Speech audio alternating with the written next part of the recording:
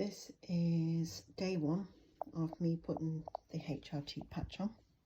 As you can see, it's there. I can feel a bit of burning, but not uncomfortable. There's certainly a bit of warmth there, so I'll try and keep you posted, see how I get on. Hi, I'm May, and this is day one of my HRT journey. So I am 49 years old, and I grew up in a Chinese culture where historically menopause was pretty much of a taboo subject, and you know, when I spoke to Mum about kind of the changes that I'm feeling and experiencing at the moment, you know, she said, you know, she never really got any support or advice back then, and actually it was something that, you know, she would never talked about because, you know, it was almost feels it was something that, you know, was quite embarrassing, if you like, and you know, she suffered in silence. Thankfully, Mum only kind of experienced, you know, 12 months of symptoms, and her cycle just suddenly stopped.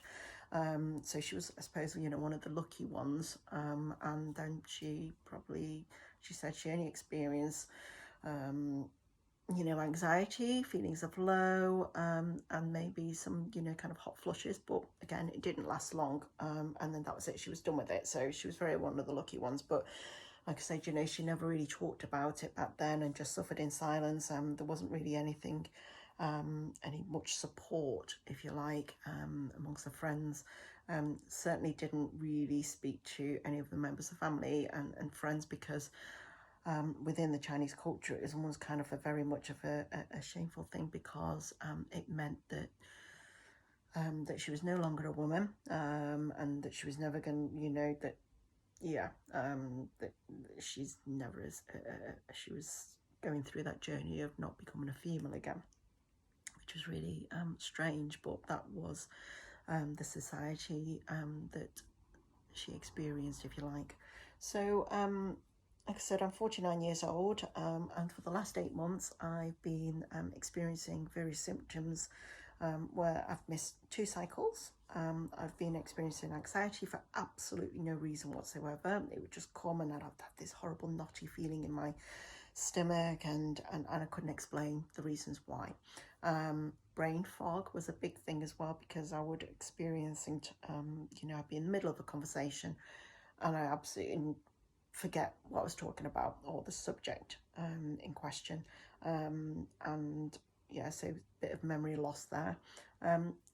Progressive weight gain, so I generally can be quite active, particularly at the weekend, so I do lots of hiking, lots of long walks, I do paddle boarding, and you know, and try and include some sort of activity. So a couple of weekends ago I was doing some abseiling and some zip lining, you know, across some cliffs and things, so did a massive big long walk as well.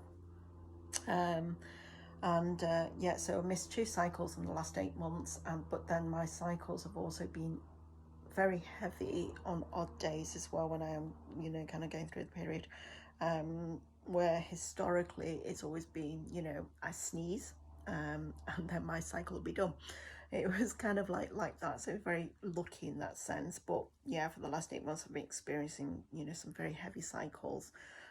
Never really suffered from PMT, especially having children, very regular as well.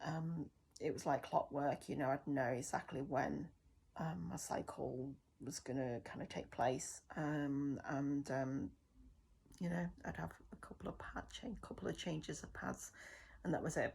So I was very lucky in that sense. But you know, for the last 8 months, certainly on a few cycles, I've had to change a lot regularly, and sometimes I probably double up on clothing as well, because you know, I had that insecurity that, you know, I was going to leak.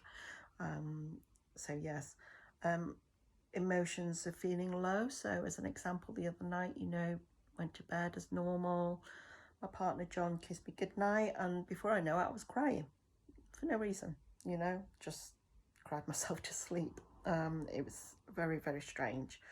So yes, lifestyle wise, again, like I said, you know, I do try to do something at the weekends, but otherwise, you know, I have a very sedentary lifestyle during the week because very office based, so I'm sat at my desk 8 to 9 hours a week, and you know, by the time I finish work I am generally quite tired and manage to, you know, get dinner out, and that's it really. So my diet is very balanced. You know, I do try to include vegetables, carbs, you know, meat, and try to keep quite healthy. I cook quite a lot, so I do enjoy cooking. So yeah, so balance is quite balanced. Diet is quite balanced.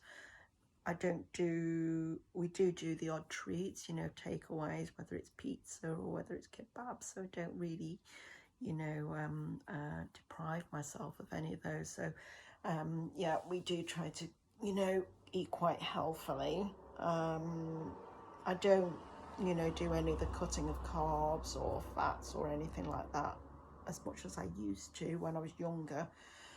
Current weight is 140 pounds. I'm 5'2". I would consider myself to be a little bit overweight, whereas historically my weight has always been stable around the 130, 135 pounds.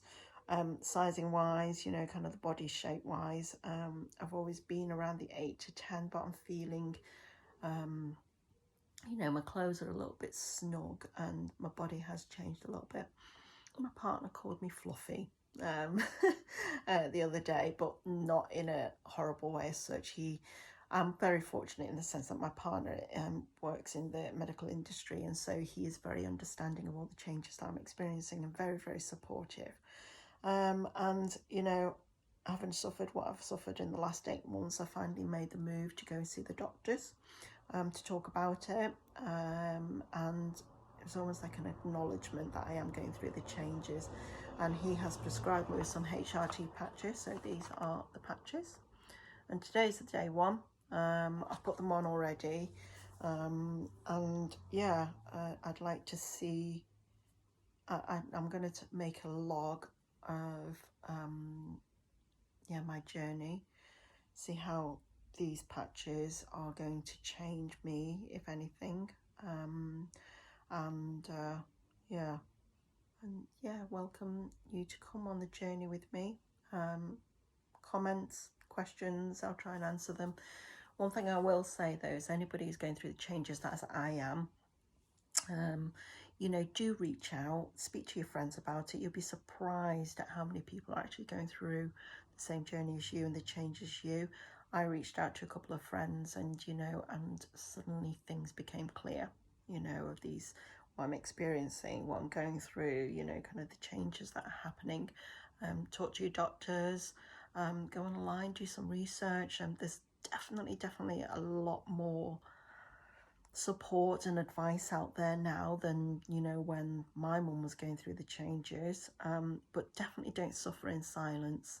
You know, I'm hoping, you know, that my log is going to help people out there as well. So, you know, do subscribe and follow if you want to follow my journey. But definitely, you know, don't suffer in silence. You know, talk to people, talk to your friends, talk to your family. You know, get some advice. Yeah, and share your journey as well with me. I'd like to hear what everyone else is going through, but don't suffer in silence, please. But I'll try and keep a weekly log of what I'm experiencing, how it's changed me. Yeah, I am only on a low dosage at the moment, according to my doctor, you know, just to see how I get on. It may be that, you know, this dosage is fine for me at this moment in time, or I might need to increase it, but we'll see. We shall see. But bye for now.